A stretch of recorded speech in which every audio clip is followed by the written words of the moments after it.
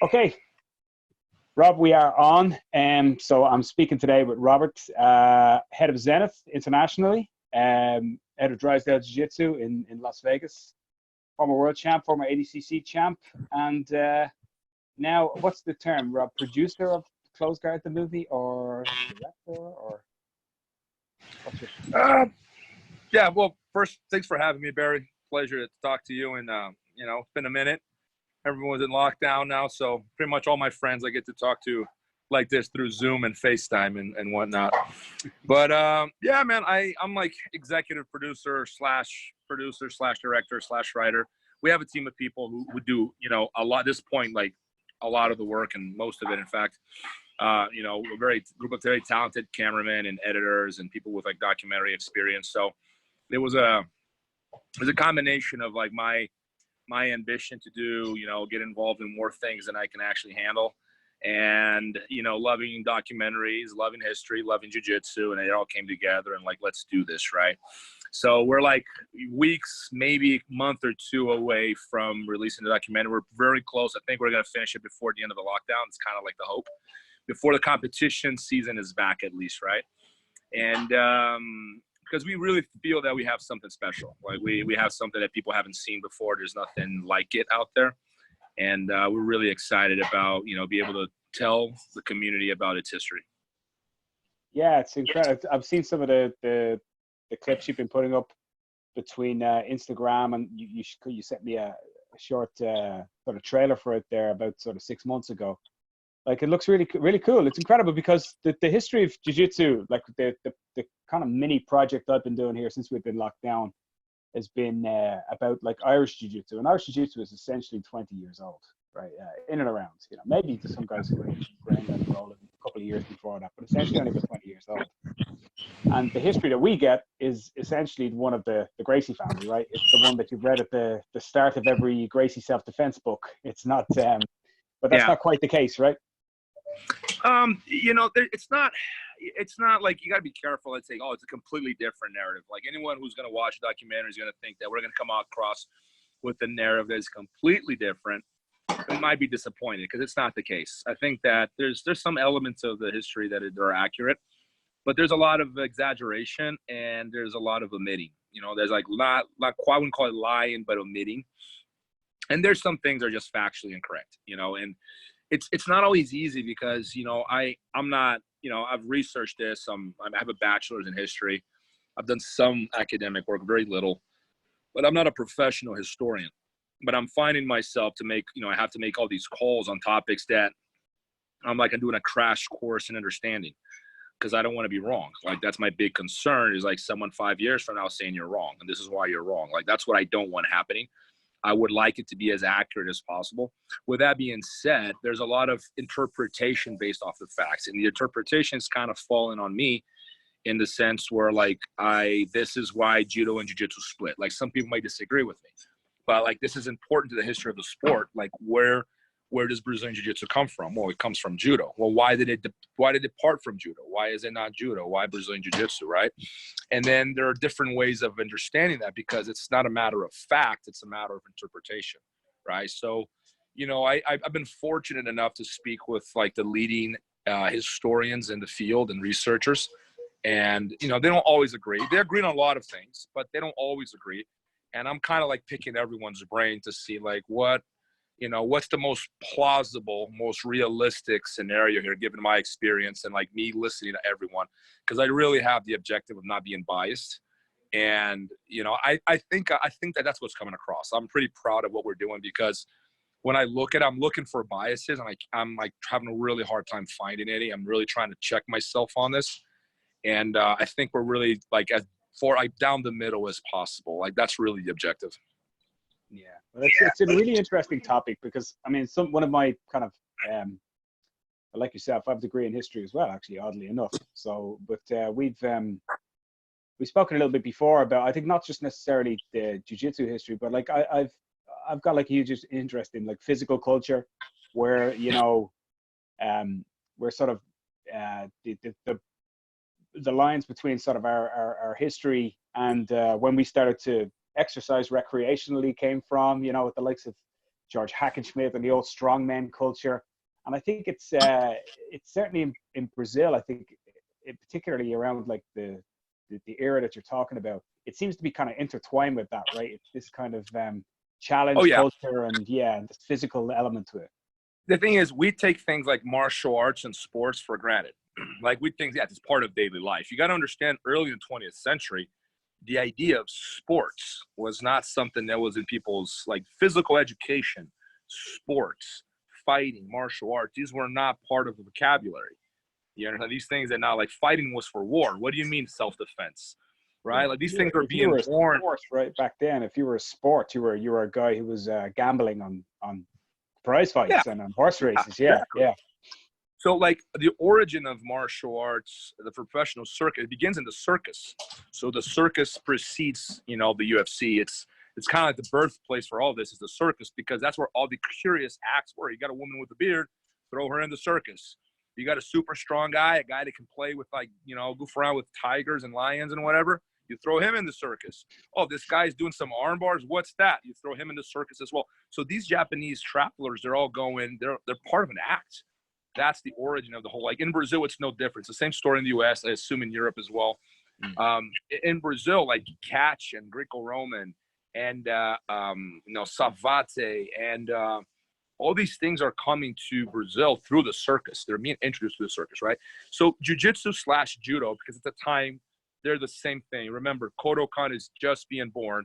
The term judo is not solid yet early in the 20th century. It comes with time. It becomes more and more part of people's vocabulary. But the term jiu-jitsu was more popular then judo becomes the more popular term. And then the term jiu-jitsu becomes more popular again.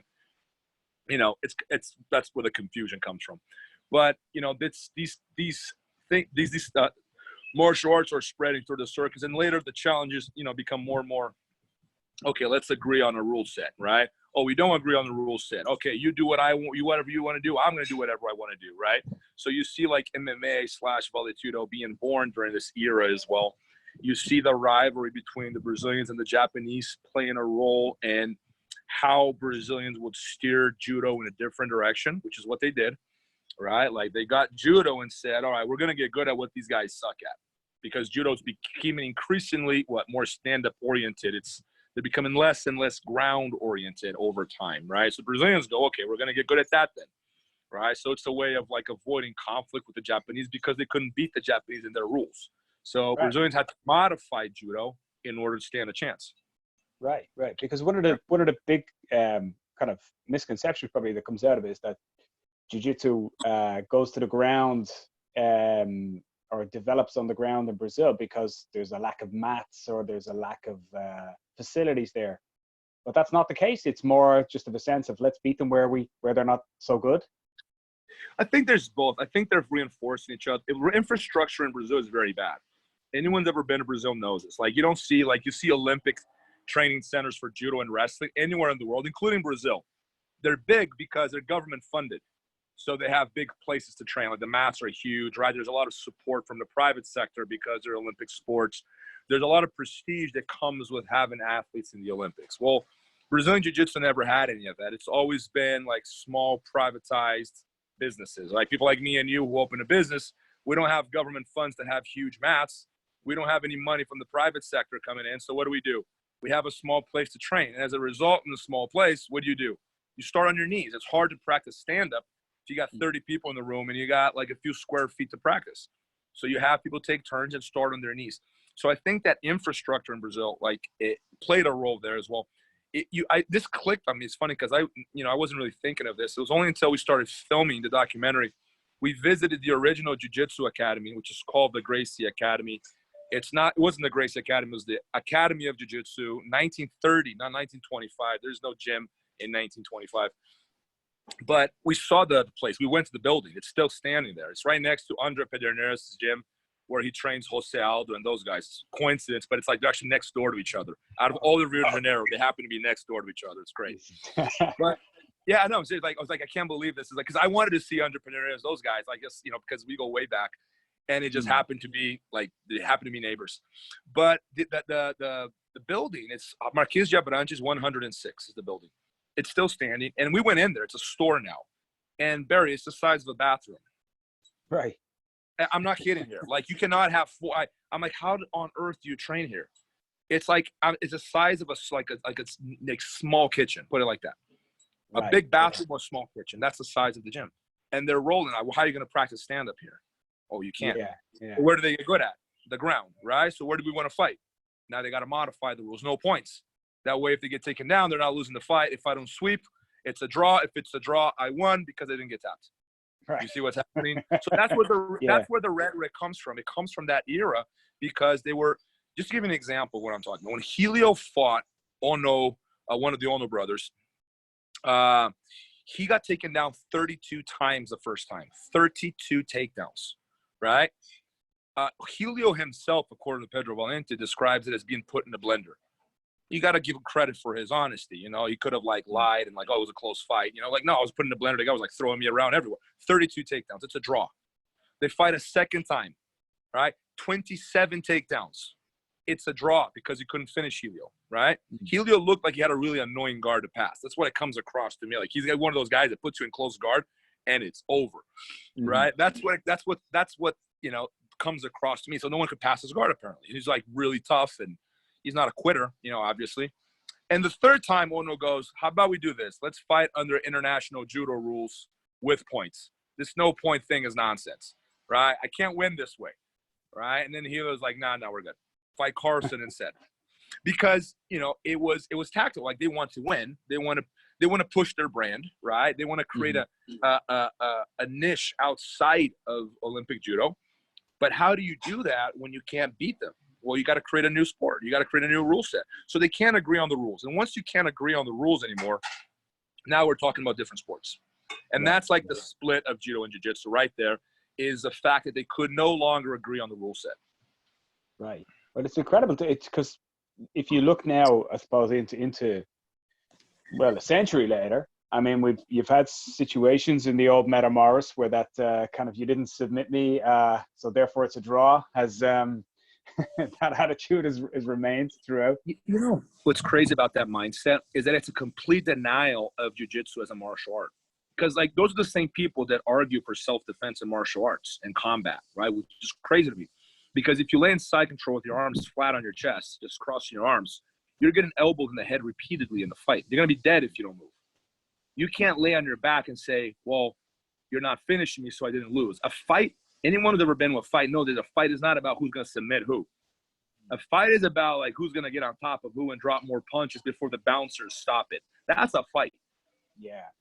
You know, the thing is, these guys are clueless as to what happens in an actual real fight, a real defense situation. You don't have time to work for a seatbelt and work for your second hook and work that rear naked choke. It's not how a fight takes place. So, you know, it's chaotic, man. Like, and you're not on mats and you might be fighting 3 people and, you know, this whole thing, oh, you didn't submit it, I didn't lose. No, you got knocked out instead. You didn't get submitted. You know, so it's a mindset that is used for marketing purposes because it's convincing and it sells. And, you know, you can't assume, you can't admit defeat. You have to turn defeat into victory. You have to turn a draw into victory. So Kimura change the conversation, right? That's like, I didn't lose. He didn't tap me, so I really won. He was heavier, I was lighter, and I survived, so I really won. That's sort of like anything like that is turned into a victory, right? So, like, very shrewd marketing. Like, and it was necessary. You don't have to like it, but if it weren't for that, there's a good chance we wouldn't be here right now talking about Brazilian Jiu-Jitsu. Yeah, so, because, I mean, for all the faults, I guess, and for all of the kind of maybe, like you say, historical inaccuracies, the net result was, here we are, like 100 years later, and we've got a sport that in many respects, I suppose, like, you know, it's hard. You are comparing apples with oranges, right? So it's not really fair. But if you do look at, like, judo and jiu-jitsu, like, jiu-jitsu has retained a lot more of that kind of combative element that judo hasn't, because it's gone so far towards the Olympic Games. Like, and it's maybe a lot of judo guys would say the same thing, right? They would say in terms of grabbing the legs when you're standing, stuff, they've lost, like, leg grabs so that wrestlers can't, you know, to kind of, and their idea is to keep the purity, I suppose, of judo as a technical art. You know, things like leg grabs are banned and stuff. Yeah. a lot of judo guys would agree that, it's drifted away from that martial art element, a touch. Like I think Jigoro Kano was very important for judo because he was such a shrewd politician. He was very, very well connected. He had the right vision for combining traditional with modern. Like he managed to combine modern and traditional into judo, and he invented martial arts as we know them. The whole martial arts is an educational system. That's Jigoro Kano. There was nothing like that before him, right? So he was brilliant in that regard. But my suspicion is that he probably didn't understand grappling very well. And I don't want to offend anyone when I say this, but anyone who says that ground fighting is not important for grappling and self-defense doesn't know fighting. And he's adamant. He was against it. He didn't like the ground. He was a gentleman. The gentleman walks upright. He keeps himself clean. The ground is for animals, his words, like humans walk upright, like self-defense is standing. You can't be on the ground for a fight, So this prejudice to me tells me that he's like he doesn't have a lot of, he wasn't that knowledgeable fight-wise. Like anyone who knows fighting knows that can't be true. Like if you know fighting, like ground is important. How can you say, why would you eliminate shoulder locks? Like what's the rationale behind that? And they go, for injury purposes. Well, anyone who knows fighting knows that injuries come mostly from takedowns and transitions, not from submissions. It's not the submission that hurts you. It's the transition and the takedown, the impact. Those are the things where people get hurt. So eliminating wrist locks and foot locks did judo a huge disfavor. And that's where Brazilian Jiu-Jitsu came in, why I prefer to call it Brazilian Judo, because it's more appropriate. But that's where we come in and we go, okay, well, you guys missed something there. You guys missed something very important. It's the ground fight. Let's get good at that. So we only exist because Jigoro Kano made a tactical mistake, in my opinion. Yeah. And like it's, of course, what Kano was doing was taking place against the background of huge political upheaval at the time. There was, the occupation of Japan, and it was a crazy time for him to. So, in many respects, was he developing a sport that was palatable as well? Was there an element of that too? I think that he had to reinvent martial arts for them to continue existing or fighting. Right, all the traditional rules schools in Japan, they were gonna disappear because modern Japan, there was no room for that. Like they were becoming like the West. They were modeling themselves after the West. Jigoro Kano is heavily influenced by Western ideas, right? He's influenced by wrestling, but he's also influenced by sumo wrestling. He's also influenced by the two rule schools he practiced. And he's combining these things. He has the vision for what can we do to make martial arts applicable to the masses. Maybe it's not applicable for the military, but it's applicable to moms and dads and children as a form of education. And that's his brilliance. But see, that idea of sports as a form of education, that's not Japanese. That's Western. Yeah. Right? Yeah. So he borrows that. So the opening of the Japanese ports to commerce gives birth to a movement of East and West exchange of information that would ultimately culminate in judo, the birth of judo. That would later on become the birth of MMA/Vale-Tudo, and then, Brazilian Jiu-Jitsu. But these things are all happening because there's this, Jigoro Kano had the idea of how do we keep this alive and how do we bring it to the masses? And for that, he was brilliant. In that regard, he hit the nail on the head. He was way ahead of his time. But in terms of martial arts fighting, I think that he was kind of a little blindsided as far as to how much judo lost because of the Kodokan rule set. And there was a lot of resistance. There was resistance. You see Kosen Judo survive till this day. It's like the Brazilian Jiu-Jitsu version of in Japan. It's like they're very ground oriented, even though the rules are different. They're very similar to Brazilian Jiu-Jitsu practitioners. So that there was resistance within Kodokan members about eliminating the ground and becoming just stand-up oriented. But often the people, and the Jiu-Jitsu is like this as well today. The people who make decisions aren't always the ones that are most equipped to make the decisions. They're the politicians, the influential people, like the bureaucrats, right? Not necessarily the fighters. So we call them the blazers over here. The blaze. Like the suit jacket with the badge. There's a lot of that kind of goes on in these parts. And it's crazy, but the people who make rules in Jiu-Jitsu, and I can see this happening because the people who make rules in Jiu-Jitsu, I'm not going to mention names or organizations, but they they have little competition experience or none. It's unbelievable when you think about it. Like, why on earth are you getting people with no competition experience or very little to come up with rules? And it's almost like the rule, like amongst like promoters and like events, or sometimes the people that have competed, but like 30 years ago. My view is like, you should get the people who are competing today, daily, and sit down with them as like, how do we fix this? Because they're the ones that are most in contact with what's happening in the fight. I think there was a lot of wisdom to do that. Like, reach out to younger generations and ask them, like, how can we improve on this? Because they're living the rules, right? Whereas like a bureaucrat that hasn't competed or trained in 30 years is probably not the right person to make that decision. Well, let's use that as a good segue from jiu-jitsu history into present day, and maybe your own kind of history a little bit, if you don't mind talking about that a little, because you found martial arts like late enough, right? You were a teenager, like you weren't doing it from when you were a child. You told me before you were in your teens. Yeah, I actually believe that, you know, the teen years are like the decisive years for everything. You know, like they're very important years in the life, especially like I speaking as a man, you know, like being a teenager, that was like a very important moment for me, because it kind of like it defines you as a man. You can be very different when you're a child. Like after your teens, you become a man, and at some point, like if you're, you know, that right there, like those early years, they're gonna define much of your, you know, the next years. I found it kind of late, you know, but I think that jiu-jitsu at a very young age, for educational purposes, for discipline, for keeping the children busy, is very important. For the purposes of professionalism, like becoming a professional fighter or becoming like a very high level competitor for that matter, starting them too young can be even bad. Like it could be in the sense where if you push them too hard, if they're active in the gym, it's positive, because the best thing you can do is get them to fall in love with being in the gym. That way they always keep coming back for the rest of their life. It's part of their routine, go to the gym. But if you push a child at 8 years old to do sprints and strength and conditioning, and you want to train them like a professional athlete, by the time they're 16, they're going to disappear from the gym because a parent will no longer be able to control them at 16, and he's never going to step foot in the gym again.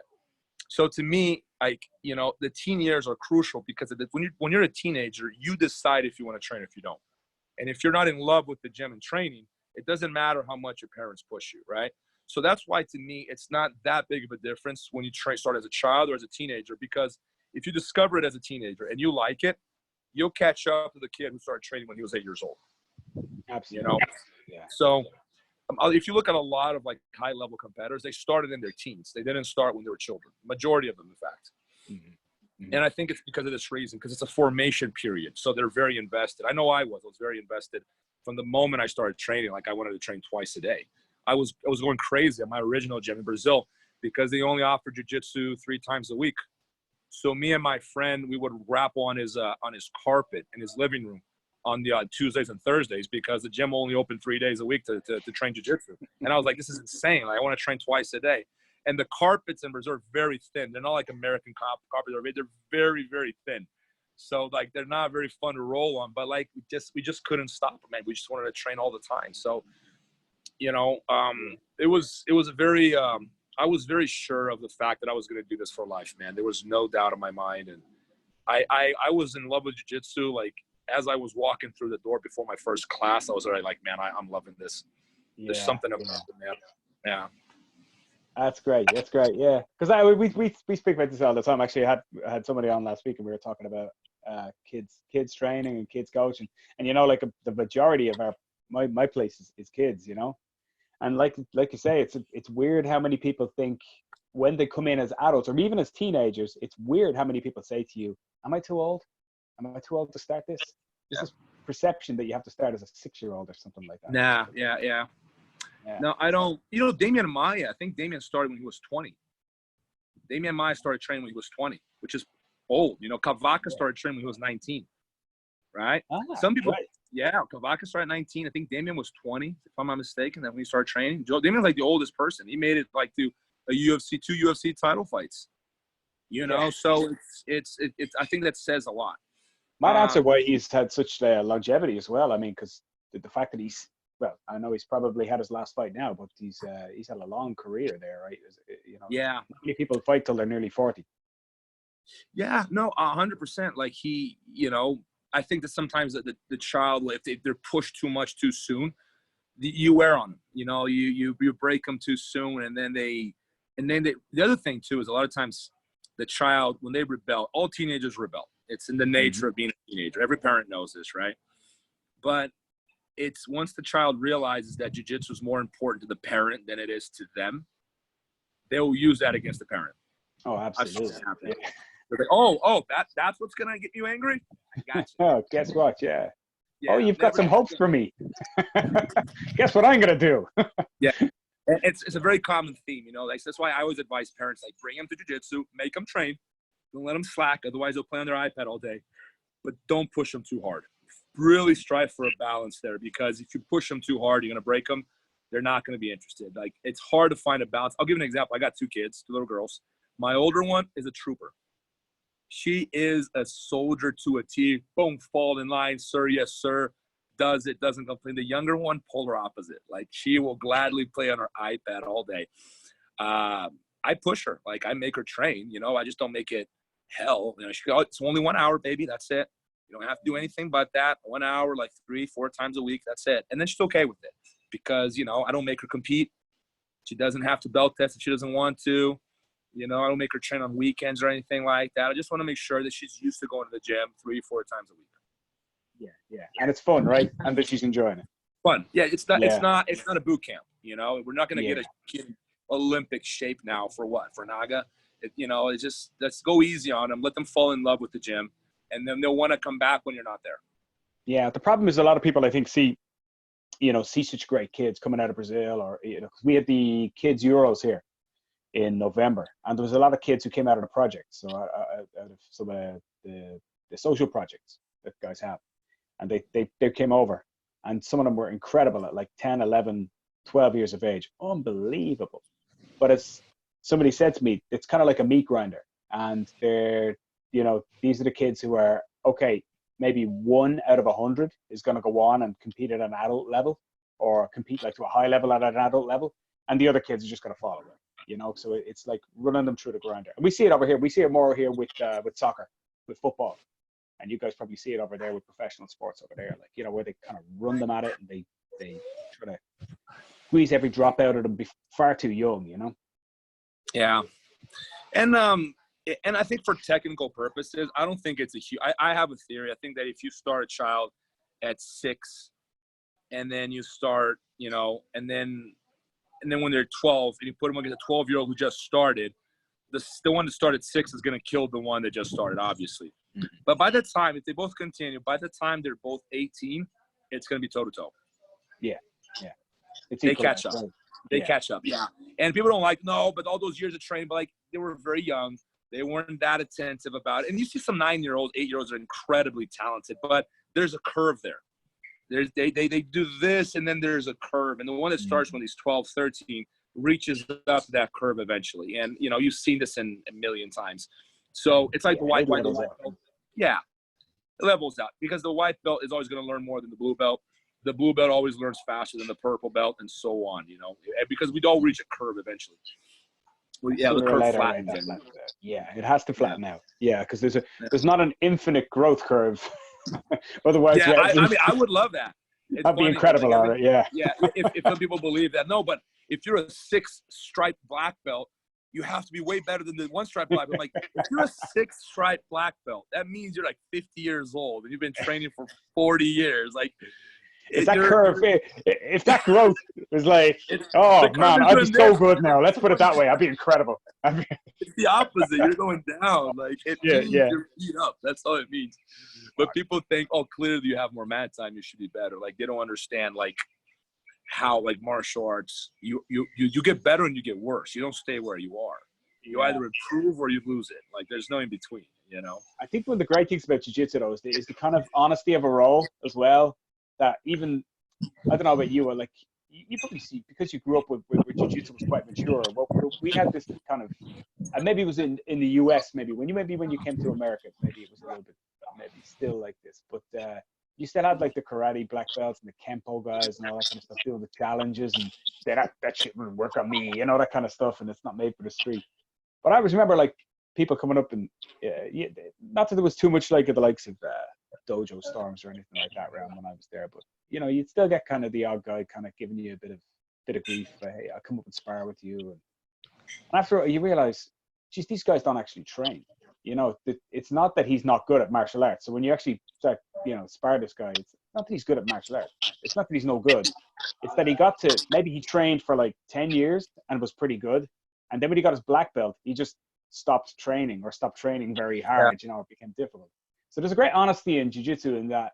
I mean, I know we've got our fair share of bluffers too, right? We got our fair share of that. But there is kind of a thing where, look, even if you're, you know, 40 years old or whatever in your black belt and you're on your way down, at the very least, when you get on the map, people know you're a black belt, right? They're look, okay, he might. You know, the thing is, as you get older, and like I'm discovering this because I went from like being the top dog in the gym to now, like, I'll be honest, I can't beat Felipe, and I'm not like, I don't like that, but I can't beat him. And it's not a matter of like, oh, like, man, like I have no cartilage left in my knees. I got 2 herniated discs. Every time I train, everything hurts. I'm busy as hell. I'm doing all these other things. It's hard to have the energy. Like Felipe sleeps all day, literally, like sleeps like 15 hours a day and trains twice a day. And he eats like a horse. Like I've never seen a human eat so much. I've seen right? That. Yeah, I've seen that. It's crazy the amount he can eat and not be 300 pounds. And I'm thinking, you know, it's not my fault. It's just the nature of things, right? But you learn how to gain respect in other ways. Like before, my respect was won over, I can beat you. Can you beat me? No, I can beat you. But like over time, that starts to change, and you realize you can't beat everyone forever. And then you learn how to assert yourself as a leader in other ways. Like I am still the boss here. You need to respect my time and my rank because you're not going to find a better coach or a better place to train. And then there's an emotional attachment too, and there's a respect that people will respect you even if you're not skilled. Unfortunately, some people who don't have the skill and never had the skill play that game so brilliantly. They're so good at pretending that they gain respect without ever having the background to back it up. Like that's a very common theme in martial arts. You become a grandmaster without ever having tried. So now I'm 50. That's why I can't train, you know, but where were you when you were 20, 30? Like you weren't training either, were you? But once they reach a certain age, they can hide behind the age of the belt and go, I'm a grandmaster, respect me. And like some people do, because if they play that card well enough, it's easy to deceive people who don't know, which most people don't know. Like we're martial artists, we're in the game. Like we can tell from a mile away. I'm like, man, you never trained a day of your life. Yeah. You know, you're just hiding behind your age and the belt. That's what a lot of people turn to me and go, hey, man, you know, don't judge a book by its cover. And I'm like, you know, I've read a lot of these books. And when I see the covers, there's a pattern there. The cover's pretty accurate, you know. I've seen a few. Like I've seen a few guys. I remember, like I was at a tournament like a few years ago. It was like a amateur MMA over here. They had this like no headshots amateur MMA tournament, and there was a guy, and he was like big, you know. He was like, I don't know, at least like 120, 130 kilos, and most of it was belly. But I just took a look at him and I went, that guy's, he's soft around the middle, but I'm telling you, that he's athletic. Like there's no, I know that guy. I know that guy's a tough guy. I know he's trained before, even though I could look at him and he was out of shape now, but you know, and sure enough, I said, who's that guy? And he was a really good kickboxer a few years ago. But then most of the time I look at him and I go, man, it's crazy, but you develop a sixth sense. Like I have that too. Like I can chat with someone for like 30 seconds. And I know, and I'm never wrong, man. Like it's in the body language, it's how they speak. It's like, it's how humble or how arrogant. Like you can tell, like if someone's like trying to push themselves too much, like there's someone who's good never does that, you know, like they just are. They're very like confident about it, and they have this confidence about how they talk about martial arts. I can spot these guys from a mile away. It's actually frustrating to have this ability because if you can't tell, it's like ignorance is bliss. It's actually, you're a little bit happy right there. But having this ability almost makes you sad and frustrated because like, I know you're a fraud, but saying anything makes you a hater. So you just kind of got to fight. You're an asshole if you say it. Like, if you actually come out, you can't come out and say that sort of stuff. Right? It's the worst. Like, what do you mean that's hate? I'm like, I'm pointing out a hoax here, man. This guy's a con artist. you know, but you come across as a hater because, you know, people have believers, and you know, some people are very good at that, like that psychology, right? Presenting themselves as grandmaster. I'm not going to mention names here, but like in jiu-jitsu, I can think of like off the top of my head, like 4 or 5 guys that I'm like, unbelievable, man. But very common. Yeah, regrettably. Regrettably. Yeah. What are you going to It's just that, like, let's quickly then get on to modern. I know you have to go. I know you're a busy guy, but Okay.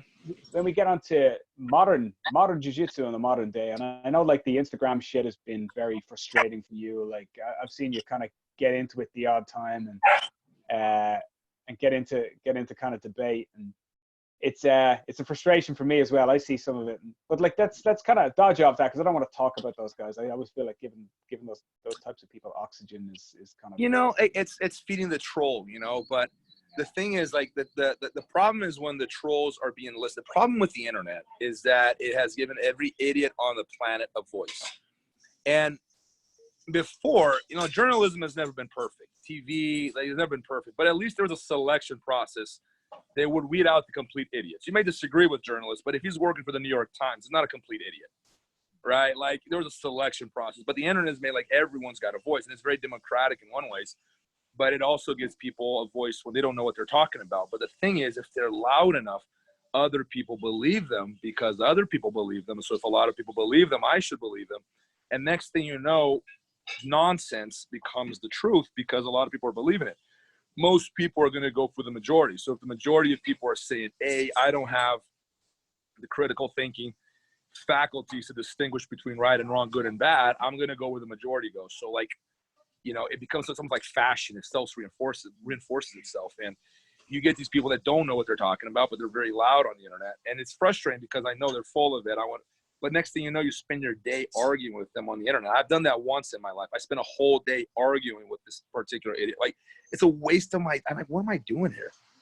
Like, why am I wasting my life? Like, no, I'm not doing this. Like, you know, just don't talk to me anymore. I've done the same thing, and you always feel the exact. It's like you realize after about maybe 10 posts in, after you've gone ping pong back with them, you go, shit, there's actually no winning. I can't win because no matter what I say, they've got an answer for it, even if the answer is bullshit, right? Yeah, and it's cyclical too. As soon as you're done, if you point out the flaws in all their argument, you know what they do? They change the topic and start all over again, and then all over again. And then when they're done with that, they go back to the original topic. And like, you get into this cyclical argument that you can't, like you said, because you don't have someone on the other end that is actually like willing to get to the bottom of the problem. They just want to argue. They just want their relevance is in arguing, not in accomplishing. They just want the oxygen. Yeah. It's attention, you know. Yeah, but what I was actually going to ask, because I mean, I don't like you. I think you know the frustrations there. But in terms of modern jiu-jitsu and in terms of the future, where do you think the future lies in jiu-jitsu? Is it with IBJJF? Is it more towards, because we started this conversation with talking about sort of the rules of judo and the rules of jiu-jitsu and where they split off, and like there is a tendency towards sub only, and it's got a lot going for it. But where do you see the future? You know, it's funny. Like, I see IBJJF as much as I think they're very important, and they have become the Kodokan of jiu-jitsu. And I think they're very important and they're necessary.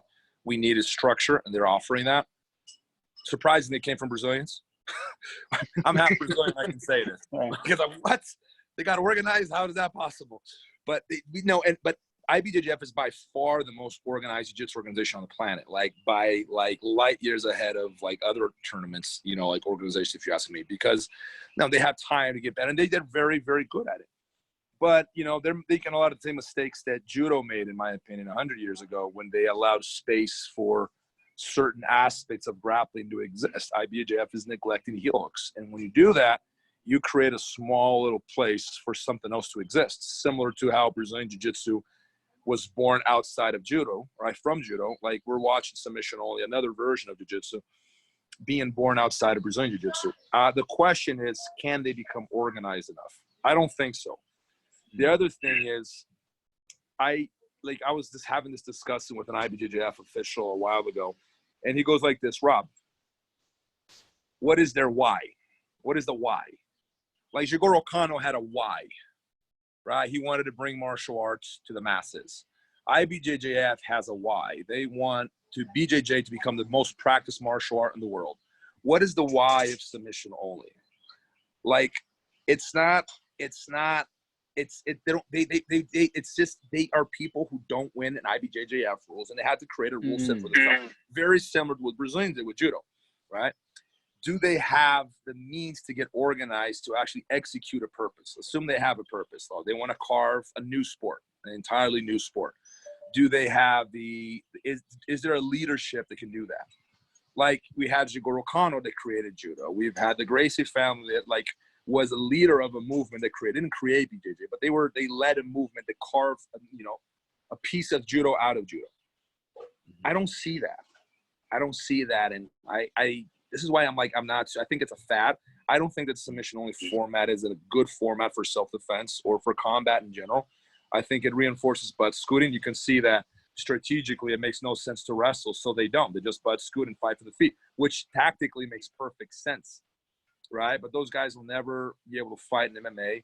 But I could be wrong, man. Like, I think you're gonna have some of these guys that might do well in MMA eventually, exceptions to the rule. Maybe the audience does prefer that format. I don't think it's more exciting. I think that's a lie that's been repeated so much that people, it's about, I don't think, it's not more exciting. But if you keep saying that, people end up believing it. I think there's even more stall in IBJJF. No one's fighting for position. No one fights for sweeps. I don't know. I think it's a fad, and I think it's going to die down. I don't think they have the means to organize themselves. They lack the leadership. They lack the vision. But they did bring an interesting aspect of grappling to people's arsenal, which was like the heel hook game was very neglected. No one bothered getting good at it.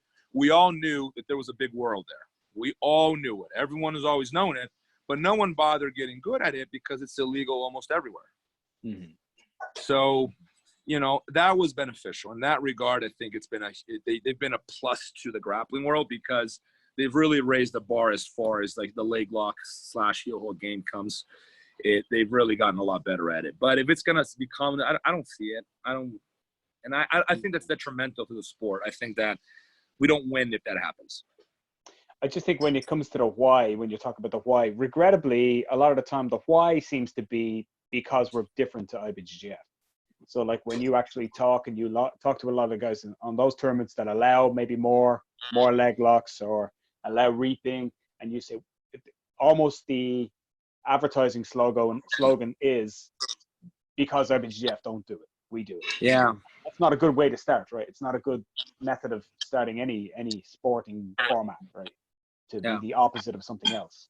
Yeah, it's a movement out of resentment. It's like, it's I don't like you, so let's get together because we don't like those guys, so we're gonna create a little clan here. It's not. I think it's more out of if you look at the people who are very supportive, like they never refer to it as Brazilian Jiu Jitsu. They refuse to use it. I think there's some resentment there, and I think it's the whole nationalist thing is silly, but like people get stuck on that, like AJJ versus BJJ. They don't do well in IBJJF tournaments as a rule. They all strongly believe that IBJJF is pro-Brazilian. Like, Brazilians are the least nationalistic people I've ever seen. Like, they truly don't care. They have something in common. Like, they didn't do well in tournaments. They blame the Brazilian referees, so they're trying to carve something out of, a sport that is, largely dominated by Brazilians, both like politically and technically. And, they're normally from the English-speaking world. Like, you got to remember, the English-speaking world has been dominant in just about everything for the last 100 years. Like, it's hard to find something where the English-speaking world has not been like judo in Japan. You find little exceptions here and there, but like Americans are like absolutely in love with jiu-jitsu, but they're not the best at it. So I think that causes some resentment too. And like, what can we do to carve out a sport out of this where this Brazilian organization is no longer in control? And no one's going to admit that because like it's so politically correct to even bring this up that people don't talk about it. But there is that element. And like, a lot of the people that are very supportive of this, like if you ask them, what do you feel about Brazilians? And they're like, they'll look around. If there's no one listening, like, well, this is what I really think of them. There's some of that going on. And I know this because people tell me, they forget I'm half Brazilian. So they'll tell me, like, they completely forget about it. So they're like, oh, and I just listen. I'm like, I don't care, man. To me, it's not. But if that's the motivation, if that's the why, that's what I'm trying to get at. If that's the why, if it's resentment, it's got no future. If the why is truly improving on the sport, they might be able to do something. If the why is its resentment in its worst form, it's just jealousy, then it's got no longevity to it. Yeah. Well, it sounds like I mean, like I often watch some of those events, and like you, I'm pretty bored by them. I have to say, like in terms of like jiu-jitsu as a whole, it's not a great spectator sport, even for the I agree. Even for the people who love it, right? Like for me, the joy of watching jiu-jitsu is when I've got a stake in it, you know, when I've got a skin in the hilt, because when I've got one of my own guys or someone I'm a fan of, you know, that's the joy. But to actually sit there and watch matches it's not exciting unless somebody's doing something new or something that's, you know, they've developed. It's not something that's you're going to sit down and go, you know, I think I'll watch 4 or 5 hours of this. And like I said, it's not a great why, is it, to be different? That's your whole thing as well. I just want to be different from them, you know. So Yeah. you need to be off to a great start. Yeah, and like once again, like Jigoro Kano had such a brilliant why. I think his why is the best I've ever seen. Like, let's bring this to the masses. Let's bring something that's been something for, you know, like that reached like few individuals in like medieval Japan, like few people practice. Like, why can't we put this in schools? He saw it as a form of physical education. What a brilliant why.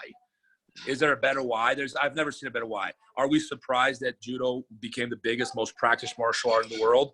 That it changed, like it put karate, taekwondo, and Brazilian Jiu-Jitsu on the map? Because in one way or another, taekwondo and karate, they're based off of that model. Like they follow that judo model that, you know, Jigoro Kano created. Every martial art on the planet does.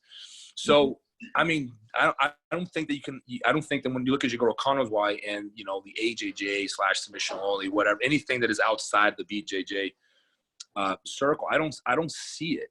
Like, I don't think there's a long-term motive here. It's just like, it's a short-lived, like, what can I do to sound like I'm a rebel? Like rebel without a cause, basically. Like that's how they come across to me, is even though the techniques are brilliant, as far as purpose goes, they're, you know, they look like rebels without a cause. Yeah. Well, look, we'll finish up there. I'll ask you one final question just before we go. How are you enjoying lockdown, and what's Las Vegas looking like? Are you hoping to be back training soon? We're hoping in about a month. That's, you know, but, you know, the government is just like pushing it's like chasing a carrot. That's how we feel. Like, when we're just going to get clay, he just moves, you know, the finish line is always moving. But I understand where they're coming from. There's a danger to it. I'm leaning towards, we got to get back to work. Otherwise, we're going to be in a Great Depression any minute now. So we're going to have a pandemic plus Great Depression. But as far as the lockdown, I'm split in between being very concerned over my finances like everyone else, because I am dependent on jiu-jitsu to live, and loving being alone at home is very nice. I don't think anybody's ready to admit that. It's like people are kind of going, yeah, I kind of like this. I'm learning how to play the guitar. I'm reading more than ever.